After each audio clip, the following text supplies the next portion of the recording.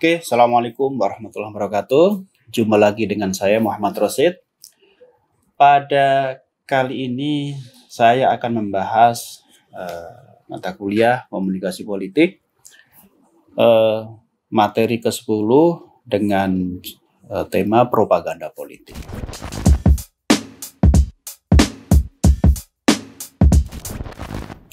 Nah, sebelum kita melangkah lebih detail mengenai propaganda politik, saya akan membacakan subcapaian pembelajaran mata kuliah.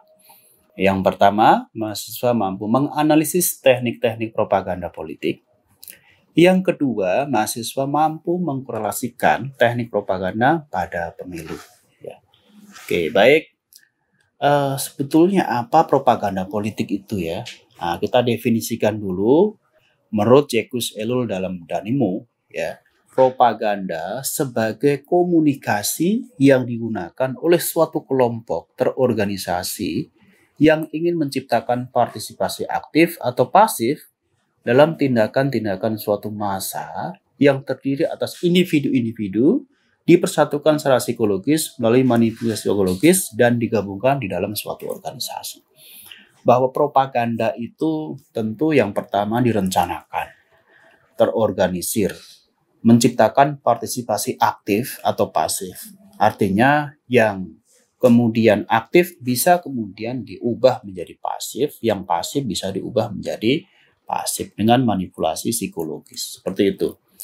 Nah, seiring berjalan memang propaganda itu lebih diidentikan dengan politik ya. Makanya kemudian dikorelasikan propaganda politik. Padahal sebetulnya propaganda itu sebuah ilmu yang bisa digunakan dalam marketing, dalam PR, dan sebagainya. Tentu dengan tujuan-tujuan yang positif. Seperti itu. Nah, saya langsung pada teknik-teknik propaganda. Nah, ada beberapa teknik yang kita pelajari pada pembahasan kali ini. Name calling teknik, glittering journalitis, transfer, testimonial, plan force, card stacking, dan bandwagon. Nah, itu teknik-teknik propaganda yang kita pelajari pada kesempatan kali ini. Yang pertama adalah name calling teknik. Ini teknik propaganda yang memberikan label suatu gagasan atau orang atau objek dan tujuan agar orang menolak suatu tanpa menguji kenyataannya. Ini kerap kali terjadi menjelang pilkada atau saat kampanye ya.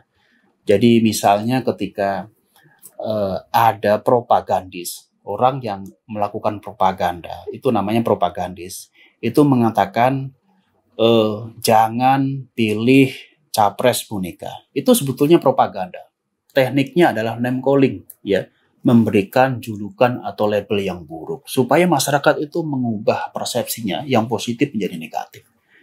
Jangan pilih capres yang didukung oleh komunis misalnya. Nah, itu juga propaganda. Jadi kadang masyarakat tidak mengidentifikasi atau tidak tracking data sehingga langsung percaya begitu saja.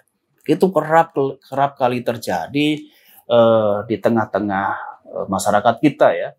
Orang dituduh boneka, orang dituduh komunis, orang dituduh penjahat HAM dan sebagainya. Itu bagian dari propaganda yang memang sengaja dibuat oleh propagandis untuk mengubah keyakinan kepercayaan masyarakat terhadap calon tertentu.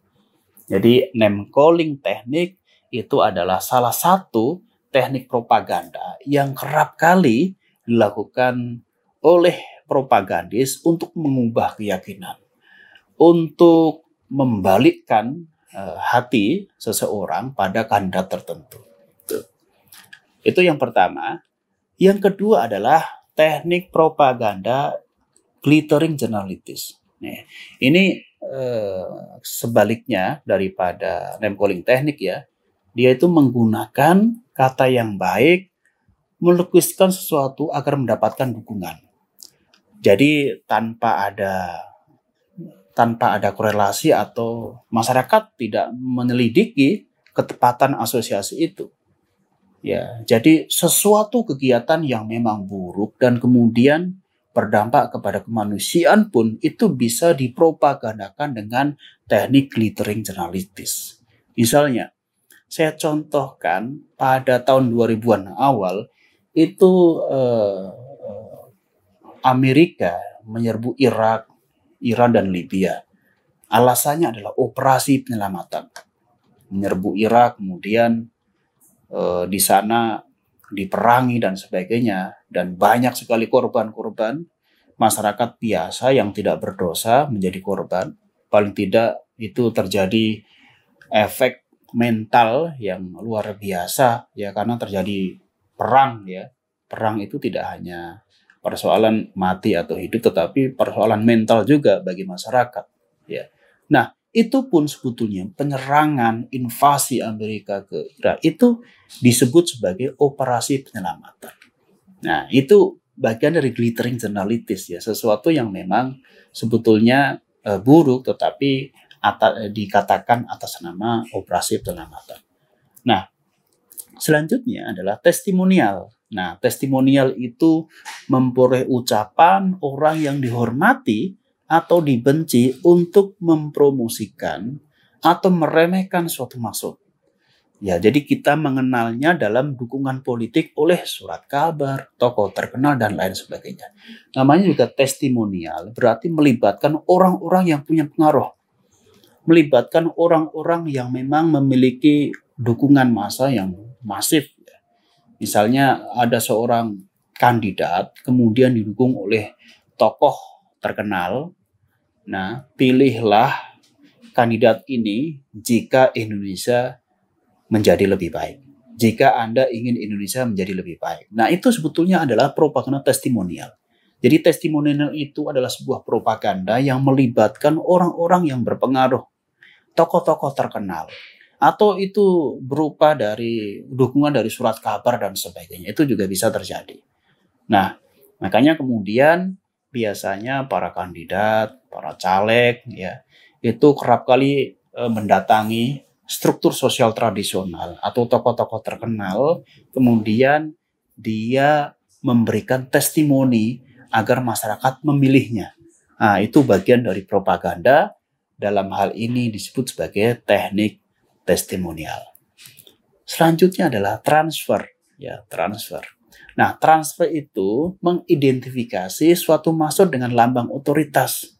Nah, lambang otoritas itu bisa seperti logo, ya, atau bisa seperti semacam statement dan sebagainya. Dulu misalnya Fauzi Bowo tahun 2007 ketika mencalonkan diri sebagai gubernur DKI, makanya dia menggunakan propaganda transfer dengan serahkan pada ahlinya, karena beliau adalah lulusan tata kelola kota ya dari luar negeri, dianggap memiliki kemampuan untuk membenahi Jakarta yang di situ banjir, macet dan sebagainya. Tibalah kemudian Fauzi Bowo mengatakan serahkan pada ahlinya. Itu bagian dari propaganda. Jadi seolah kemudian ketika Jakarta dipegang oleh Fauzi Bowo, kemudian selesai semua masalah yang ada di Jakarta ini. Transfer. Bisa kemudian logo-logo misalnya seperti logo partai, ya, partai melambangkan wong cilik misalnya, atau partai melambangkan ideologi-ideologi tertentu. Nah, itu juga bisa digunakan sebagai teknik propaganda transfer. Ya. Nah, selanjutnya adalah card stacking. Teknik propaganda ini memilih dengan teliti pernyataan yang akurat dan tidak akurat, logis dan tidak logis, untuk sebagai membangun suatu kasus. Jadi card stacking itu saya gambarkan sebagai kartu dijajar ya, kartu itu dijajar panjang, kemudian salah satu kartu paling ujung itu dijatuhkan, kemudian yang lain ikut jatuh, begitu. Itu bagian dari teknik card stacking. Misalnya penghinaan terhadap Jokowi adalah penghinaan terhadap rakyat Indonesia karena Jokowi adalah presiden. Itu sebetulnya adalah card stacking. Jadi sebetulnya yang punya masalah adalah secara individual Pak Jokowi, tetapi kemudian melibatkan seolah-olah rakyat itu punya masalah ketika Pak Jokowi itu dihina. Penghinaan terhadap ketua partai kita misalnya adalah penghinaan terhadap seluruh kader partai kita. Penghinaan terhadap ketua Partai Demokrat misalnya adalah penghinaan terhadap seluruh kader Partai Demokrat dari Sabang sampai Merauke. Padahal yang punya masalah hanya AHY. Tapi kemudian seolah-olah melibatkan seluruh kader. Seolah kader dari Sabang sampai Merauke itu dihina, ya, dilecehkan dan sebagainya.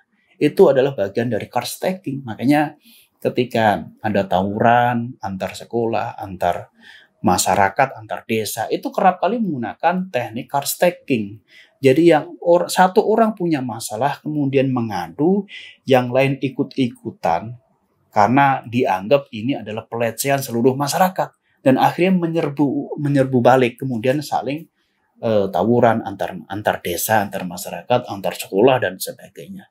Nah, kerap kali menggunakan teknik propaganda carstaking, dan itu kerap kali terjadi dalam dunia politik, ya. Yang selanjutnya adalah plan force, ya. Nah, teknik ini adalah imbauan yang mengatakan bahwa pembicara berpihak kepada halayaknya dalam sesuatu yang kolaboratif, ya.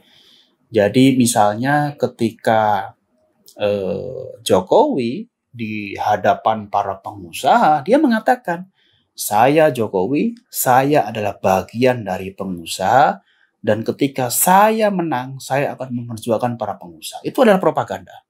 Pesan-pesan propaganda, plan Fox, ya. Ketika Jokowi kemudian di hadapannya adalah para petani, dia akan mengatakan, saya Jokowi, pilihlah saya bagian dari petani, dan saya akan memperjuangkan kesejahteraan para petani dari Sabang sampai Merauke.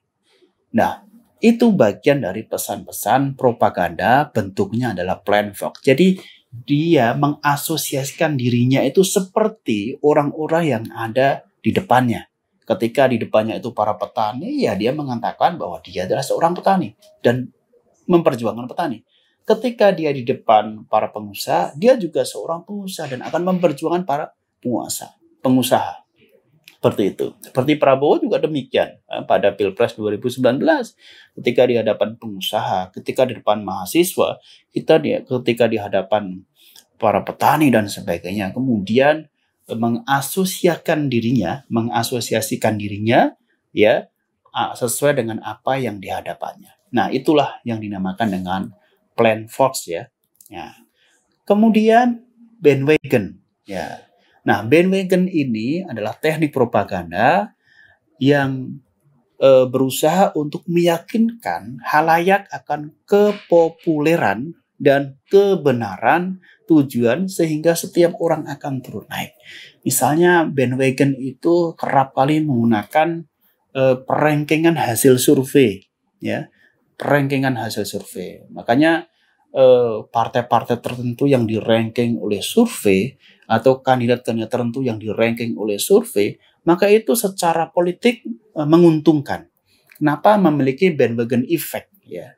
Misalnya kandidat-kandidat yang di-ranking oleh lembaga survei itu siapa saja, misalnya Ganjar Pranowo, Prabowo, Anies Baswedan, Sandiaga Uno, Ridwan Kamil dan sebagainya. Jadi orang-orang itu memiliki bandwagon effect, apalagi kemudian diunggulkan oleh lembaga survei di peringkat pertama. Artinya itu akan berdampak pada persepsi masyarakat. Dan di situ ada opini publik, ya, pendapat masyarakat atau persepsi masyarakat yang kemudian biasanya akan mengarah kepada perangkingan media itu. Perangkingan media dan perangkingan lembaga survei. Makanya lembaga survei dan media itu sangat berdampak pada persepsi masyarakat karena mereka bisa menciptakan opini publik, bahkan bisa menggiring opini publik. Itu bandwagon effect, ya. Seperti itu. Nah, ini rujukannya, ya, materi dari teknik-teknik propaganda politik. Ya, saya pikir bahwa saya ulangi sekali lagi bahwa propaganda politik itu sebuah pesan komunikasi yang sangat persuasif, yang memang menciptakan manipulasi psikologis, kemudian bisa mengubah keyakinan masyarakat. Dan kerap kali bahwa masyarakat yang menjadi objek propaganda politik biasanya masyarakat kelompok menengah ke bawah, yang tingkat literasi politiknya juga pas-pasan, tingkat literasi media, literasi teknologi, literasi data, dan sebagainya itu pas-pasan. Sehingga mudah kemudian menjadi objek propaganda politik. Baik, demikian dari saya. Saya pikir kita lanjutkan di sesi berikutnya. Terima kasih atas perhatian. Assalamualaikum warahmatullahi wabarakatuh. Salam Pancasila.